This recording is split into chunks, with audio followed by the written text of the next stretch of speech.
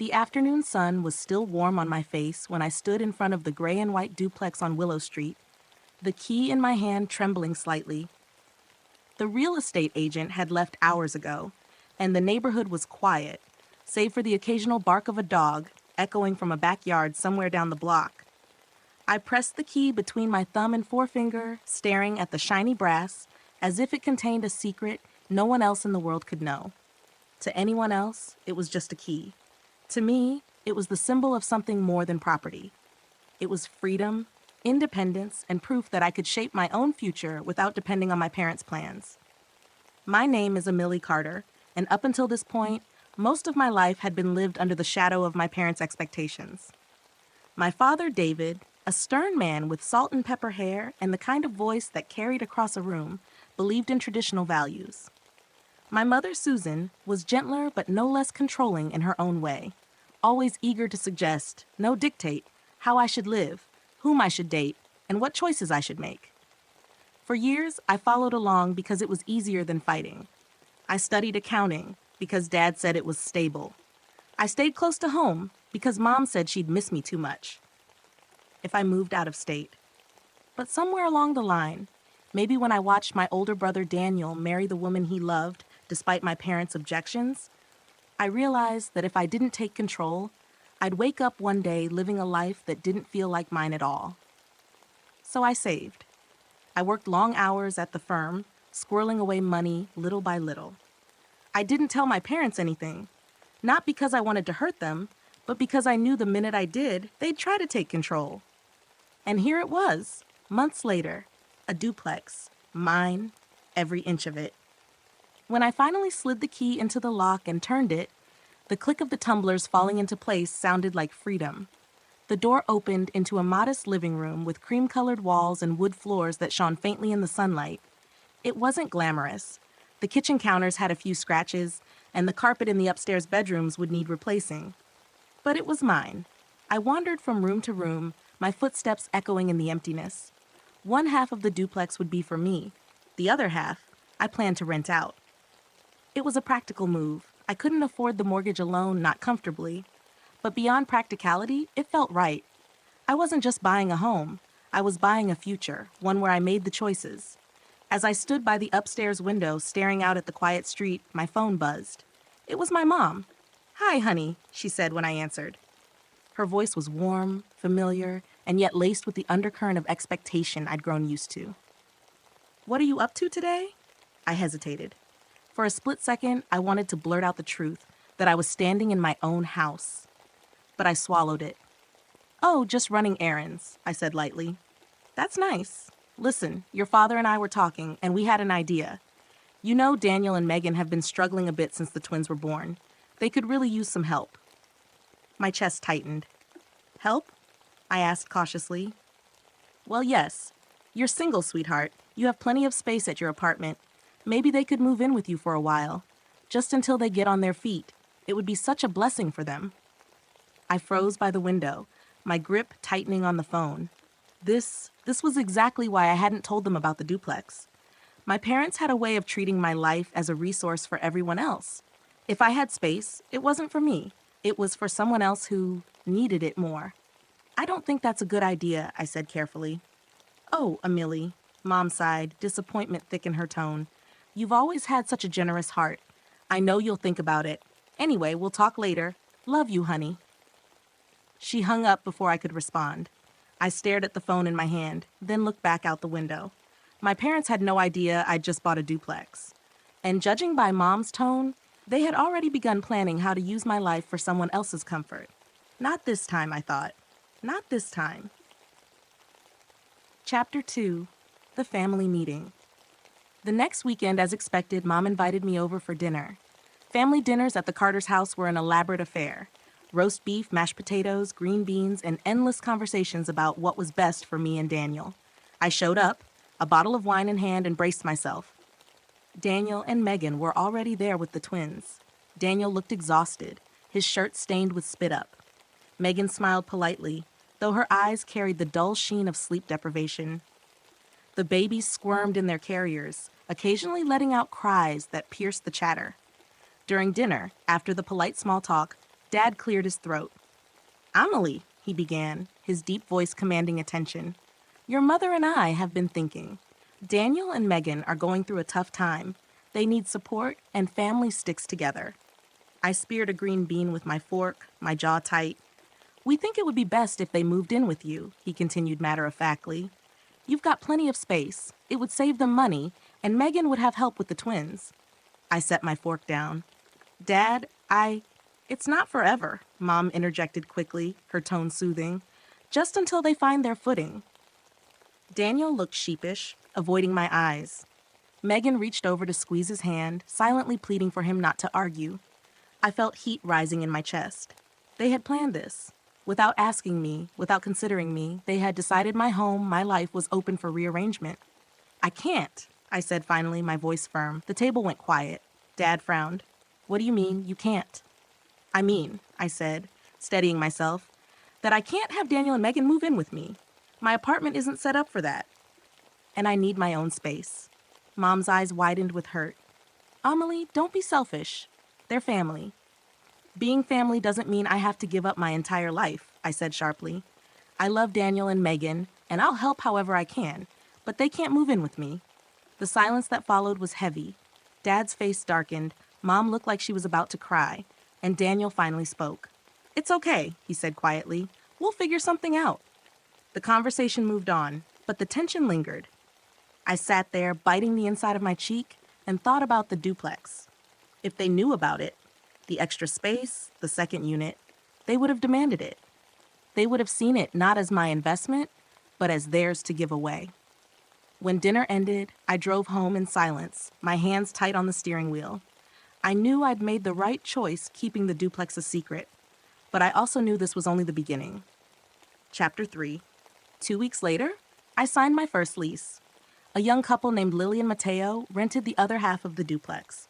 They were newly married, full of excitement, and grateful for the affordable rent. As they moved in, carrying boxes and laughing together, I felt a swell of pride. I wasn't just a homeowner. I was a landlord. I had created something stable, something mine. Every night when I came home from work, I passed their side of the duplex and heard faint music or laughter. On my side, I arranged my furniture slowly, decorating the rooms with care. For the first time in my life, I felt rooted in a place that was mine alone. But my peace didn't last long.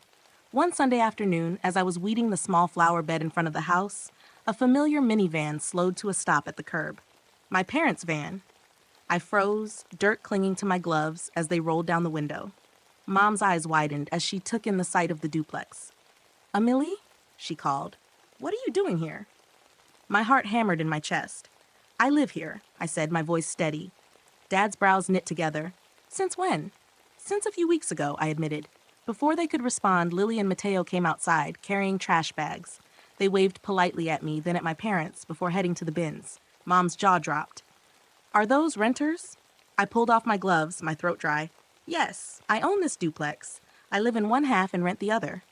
For a long moment, silence hung heavy in the air. Then Dad's face hardened. "So you had space," he said slowly, "and you chose strangers over your own brother?" The words hit me like a punch. Mom shook her head, her expression wounded. "Amelie, how could you?" I stood my ground, though my insides twisted.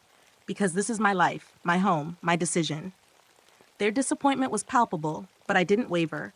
For once, I refused to. Femme Mazen Words will continue with further chapters, diving deeper into the family conflict, Amelie's growth, her relationship with Daniel and Megan, and the consequences of her choice. The Duplex Secret Part 2. Chapter 4, The Fallout. The days following my parents' discovery of the duplex felt like walking on thin ice. I knew they were angry, but I underestimated just how much. It started with the phone calls. Mom would call me in the evening, her tone clipped, layered with guilt. "Amelie, you've embarrassed us," she'd say. "What will the family think when they hear you turned your back on Daniel? Your father can't believe you'd be so cold." Cold. That word stung more than I wanted it to. I'd always thought of myself as kind, the one who helped friends move, who listened to coworkers vent, who baked cookies for neighbors at Christmas. Cold was the opposite of who I believed myself to be. But my parents only saw things through their lens: family obligation, sacrifice, tradition. They couldn't or wouldn't understand that I wasn't rejecting Daniel. I was simply choosing myself for once. Daniel called too, though less often. His voice was weary, strained. "Look, Am," he said one evening while the twins wailed in the background. "I get that it's your house, I do. But Mom and Dad are making me feel like I've failed because you won't help. I don't know what to say to them anymore." I closed my eyes, pinching the bridge of my nose. "Daniel, it's not your fault. They're putting this on you and me when it shouldn't be. You and Megan are doing your best. I can't be the solution they want." There was silence on the other end. Finally, he sighed. "I know. I just wish things were different." That night, I sat alone in my living room, the quiet pressing in on me. I wondered if I had made the right choice.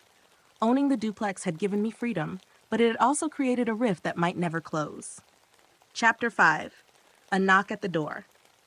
One rainy Thursday, I was curled up on the couch with a cup of tea when a knock rattled the door. Expecting Lily or Mateo, I padded over in my socks and opened it, only to find my parents standing on the porch. "Mom? Dad?" I blinked, startled. "What are you?" "We need to talk," Dad said curtly. They stepped inside before I could stop them, dripping umbrellas and all. Mom's eyes scanned the living room, the photos I'd hung on the walls, the cozy rug, the faint smell of the vanilla candle burning on the table. "You've really settled in," she said softly, almost wistfully. "Yes," I said cautiously. Dad remained standing, arms crossed. "Why didn't you tell us?" I inhaled slowly, "because I knew you'd try to take control. And I was right." His jaw tightened. "We're your family. We have a right to know about major decisions." "No, Dad," I said, my voice firm. "I'm an adult. You don't get to decide what I do with my life." The air grew heavy. Mom looked down at her hands, wringing them. "We only wanted what's best for you." "I know," I said, softening slightly. "But what you think is best isn't always what's best for me." For a moment, silence reigned. Then Dad's gaze sharpened. "So you'd rather rent to strangers than give your brother a home?" I lifted my chin. "Yes, because this isn't about strangers versus family. It's about my right to live my own life. Daniel can make his own choices too. It's not my job to fix everything." Mom's eyes welled with tears. "You've changed, Amelie." "Maybe I've just finally become myself," I replied. They left not long after, tension trailing out the door like fog. I sank onto the couch, my tea now cold. My hands trembled, but beneath the fear there was a strange flicker of pride. I had stood my ground. Chapter 6. An Unexpected Ally. A week later, Megan called me. I almost didn't answer, bracing for another round of guilt. But her voice surprised me. "Emily, I just wanted to say thank you." I blinked. "For what?" "For standing up for yourself," she said. "I know my husband. He means well, but he leans too much on other people sometimes. If he'd moved in with you, it would have been chaos. You did the right thing." Relief washed through me. "You're not upset?" "Upset? No. Grateful, honestly. I love Daniel, but I need him to learn we can't always rely on others." "And your parents? Well, they mean well, but they don't realize how smothering they can be." I let out a laugh, small but genuine. "That's one way to put it." Megan chuckled too. "Look, we'll figure it out. The twins are tough, but we'll manage. Just don't let them guilt you into thinking you're a bad person. You're not. You're brave." Her words lingered with me long after we hung up. For the first time since the conflict began, I felt understood. That weekend, I invited Lily and Mateo over for dinner. We ate pizza on paper plates, laughing about their chaotic moving stories, and for a few hours, I forgot about the storm brewing in my family. But deep down, I knew it wasn't over. My parents weren't the type to let things go quietly. The next family gathering came sooner than I expected. My cousin Emily, yes, the shared name always confused people, was hosting her birthday party, and attendance was practically mandatory. I showed up with a wrapped gift and a polite smile, but the atmosphere shifted the moment I walked in. Conversations hushed. Aunts and uncles exchanged looks. I caught snippets: the duplex, renters, Daniel. It didn't take a genius to figure out what had happened. My parents had told the extended family. When Aunt Linda cornered me by the buffet table, her eyebrows arched in disapproval. "Emily, dear, I heard you've been keeping secrets. A house? And you didn't think to help your brother?" I clenched my teeth, forcing a smile. "It's not about secrets, it's about independence." She clucked her tongue. "Independence is fine, but family comes first. Always." The words echoed the mantra my parents had drilled into us since childhood. But I wasn't a child anymore. If family comes first, I said evenly, why is it always my responsibility to sacrifice? Why not anyone else's? Her mouth snapped shut, and for once, she had no reply. Later that evening, Daniel approached me outside, where I'd escaped for air. The night was cool, the stars faint above the city lights. He began, rubbing the back of his neck. I didn't know Mom and Dad told everyone. I'm sorry. It's not your fault, I said, though my chest burned with frustration. But it's humiliating. They've turned my personal decision into gossip fodder. Daniel looked weary. They're just old-fashioned. They think family should share everything. Family doesn't mean I have to give up my life, I said quietly.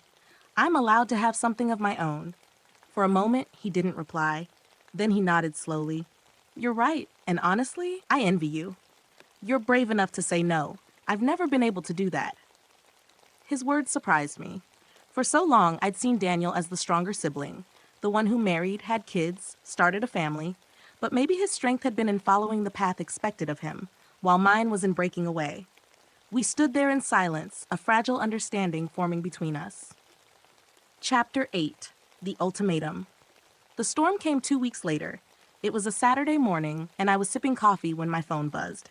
Mom's name lit up the screen. Amelie, she said briskly, skipping pleasantries. Your father and I have decided. If you don't let Daniel and Megan move into the duplex, we'll have no choice but to cut you off. I nearly choked on my coffee. Cut me off? From what? From the family, she said, her voice trembling. From our support, from future inheritance, from everything. I gripped the phone, stunned. You can't be serious.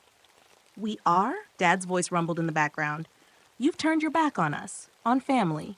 If you want to live like a stranger, then so be it. For a moment, panic clawed at my chest.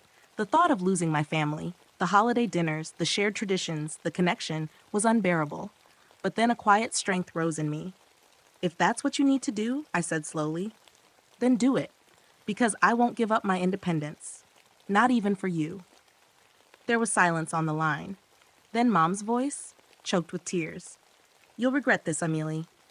The call ended, leaving me shaking, but beneath the fear was something else, relief. The worst had happened. They'd threatened to cut me off, and I had survived, saying no. Chapter 9, New Foundations. Life at the duplex settled into a rhythm. Lily and Mateo became good friends, often inviting me over for dinner or joining me for walks around the neighborhood. Slowly, I realized I wasn't alone. At work, I began to push for more responsibility. I volunteered for projects, stayed late to learn new skills, and eventually my boss noticed. Amelie, he said one afternoon, peering over his glasses, you've really stepped up lately. How would you feel about leading the upcoming audit project? My heart leapt. I'd love to. That night, as I spread paperwork across my kitchen table, I thought about how far I'd come. Owning the duplex hadn't just given me independence, it had given me confidence. I was no longer the timid girl who bent to everyone else's will. I was carving out a life on my own terms. But just when I began to feel steady, another twist arrived. Chapter 10, The Visit.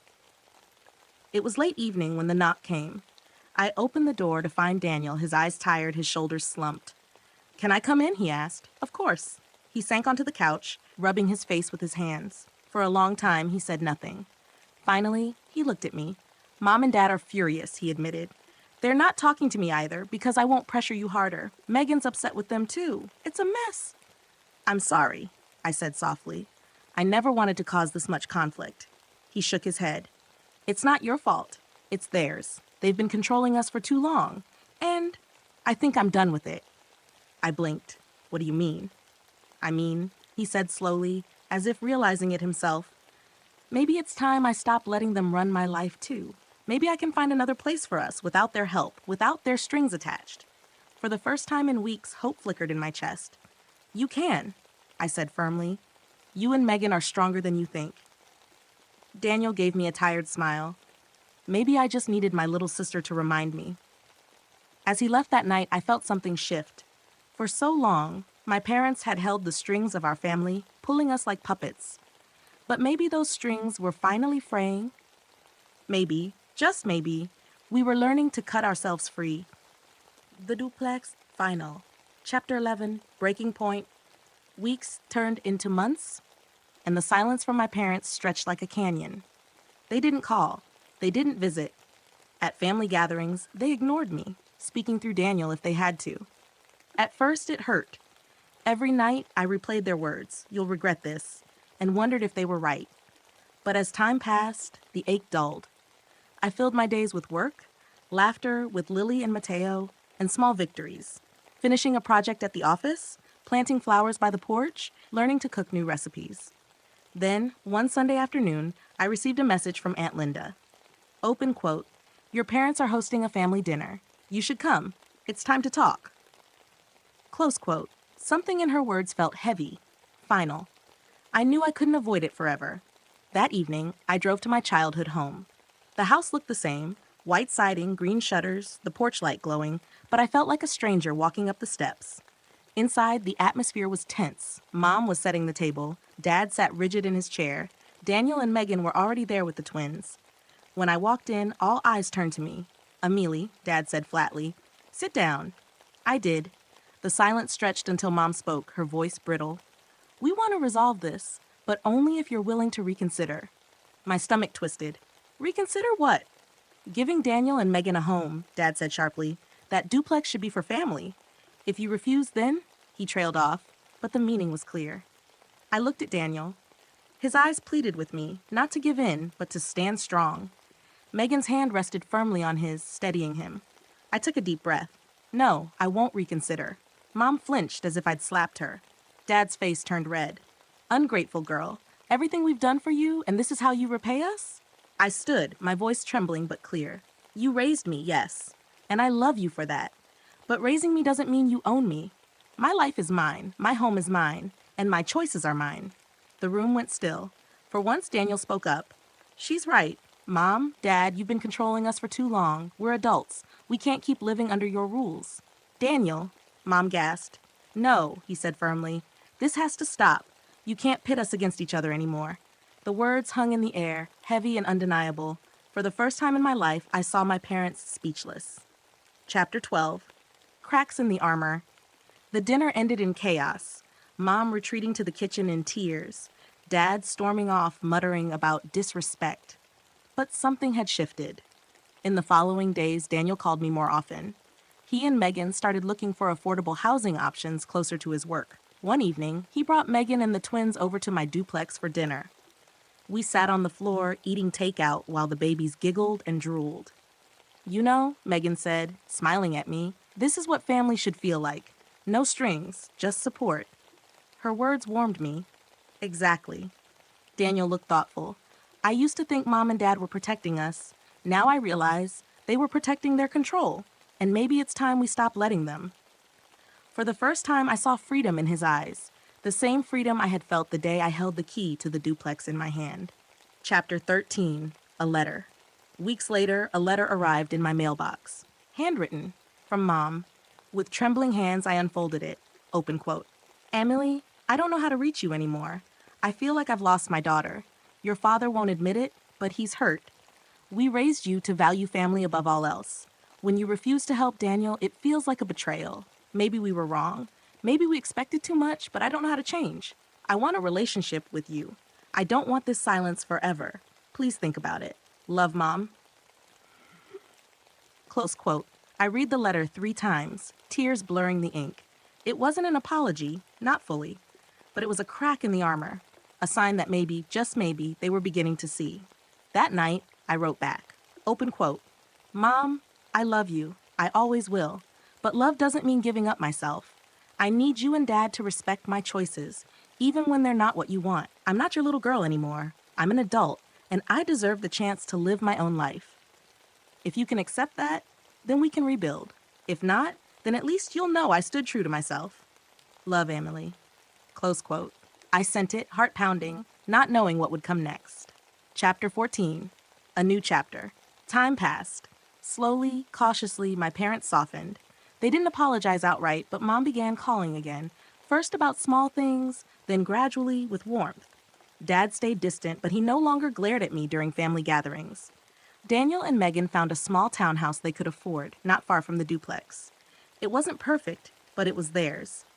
When they invited me over, pride shone in their eyes as they gave me the tour. "Feels good, doesn't it?" I asked. Daniel grinned. "Yeah, feels like freedom." I knew exactly what he meant. Meanwhile, at work, I was promoted to project manager. It was exhausting but fulfilling. Every day, I came home to my duplex, to the flowers blooming in the front yard, to laughter spilling from Lily and Mateo's side. And I felt something I'd never truly felt before: peace. Chapter 15, The Key Again. One quiet evening, I sat on the porch steps, watching the sunset paint the sky in shades of pink and gold. In my hand, I held the same brass key I had on the day I first unlocked the duplex. Back then, it had symbolized independence, rebellion, a secret I held against my parents. Now it symbolized something more: growth, boundaries, strength. I had faced the storm of my family's expectations and survived. More than survived, I had built a life that felt true. As the sun dipped below the horizon, I whispered to myself, "This is my life, my home, my choice." And for the first time, I knew it wasn't just defiance, it was freedom. Epilogue. Mealy Carter never looked back with regret. The duplex became more than a house. It was a milestone, a reminder that choosing herself wasn't selfish, but necessary. Her parents never fully changed, but they learned to respect her, if only out of necessity. Daniel and Megan flourished, raising their twins in a home filled with love rather than obligation. And Amelie? She grew into the woman she was always meant to be: independent, strong, and unafraid to hold the key to her own future.